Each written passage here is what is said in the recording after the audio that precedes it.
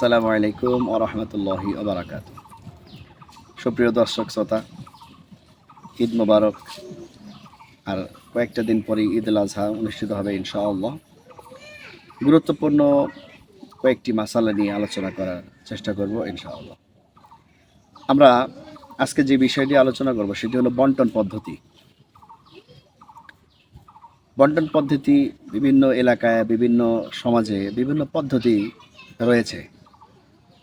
সামাজিক কিছু পদ্ধতি রয়েছে যেগুলো আসলে দেখতে মনে হয় খুবই সুন্দর, ভালো, কিন্তু কোরআন হাদিসের সাথে, কোরআন সুন্নাহের সাথে এই বন্টনের আসলে আদৌ সম্পর্কই নেই। এগুলো থেকে আমাদের বেঁচে শরিয়া মানদণ্ডে বন্টন পদ্ধতি অবলম্বন করাটাই উচিত। যেমন ধরুন, কোনো পশুতে যদি 5টি শরীকে কোরবানি হয়ে থাকে, তো দেখা যায় 5 শরীকের জায়গায় 6 শরীকের একটা বন্টন করে, মানে 5 ভাগ কোরবানি দাতারা পাবে আর 1 ভাগ সমাজকে জমা দেওয়া হয়, সমাজে জমা দেওয়া হয়। সমাজের সমাজপতিরা এগুলো নিয়ে আর সবার থেকে নিয়ে এগুলো আবার সমাজের মানুষের মাঝে বন্টন করে দেয়। তো দেখতে তো খুবই সুন্দর, মানবতার বন্টন, কিন্তু কোরআন সুন্নাহের সাথে সরাসরি এভাবে পদ্ধতিটা মিলে না। কোরআন সুন্নার যে পদ্ধতি যেটা আমরা পাই সেটি হলো, প্রত্যেকটা পশু জবেহের পরে 3টি ভাগ হবে, সব কিছু মিলে 3টি ভাগ হবে।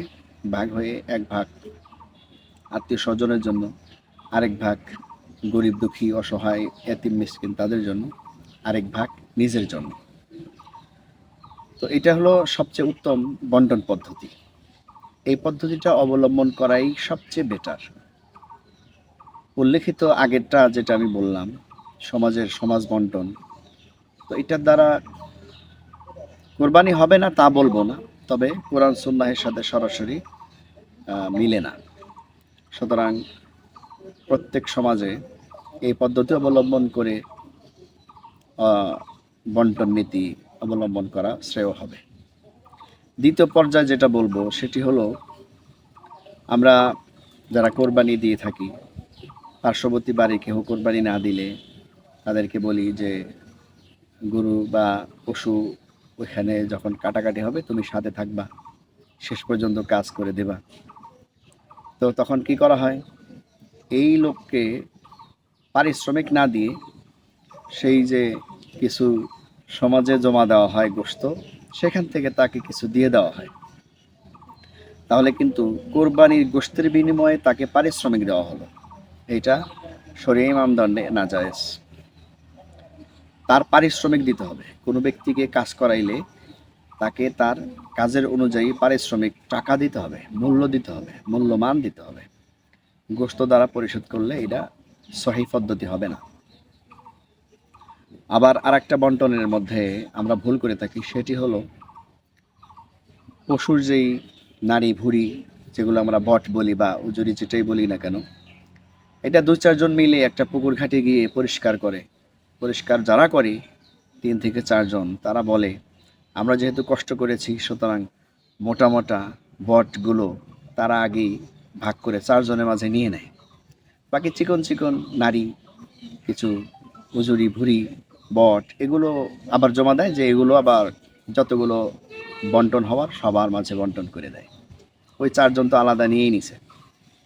এটাও একেবারেই শরীয়তসম্মত নয়। আপনি যদি কাজ করেন একরামের নিয়তে, উপকারের নিয়তে করেন, আর যদি না পারেন তাহলে পারিশ্রমিকের বিনিময়ে করেন।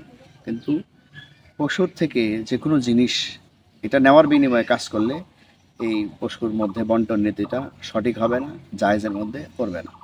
এই কারণে আমরা সবাই সচেতনতার সাথে বন্টন পদ্ধতিটা খুব সঠিকভাবে স্থানীয় মসজিদের ইমাম, ওলামা একরাম তাদের সাথে পরামর্শ করে বন্টন নীতিটা সঠিকভাবে করার চেষ্টা করব। তবেই এই কোরবানিটা আমাদের ইবাদতে পরিগণিত হবে ইনশাআল্লাহ।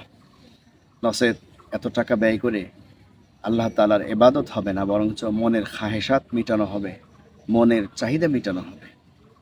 এর থেকে যেন আল্লাহ তাআলা আমাদের সকলকেই বাঁচান এবং সঠিকভাবে বন্টন পদ্ধতি অবলম্বন করে সব হাসিলের তৌফিক দান করেন। ওমা আলাইনা ইল্লাল বালাগ।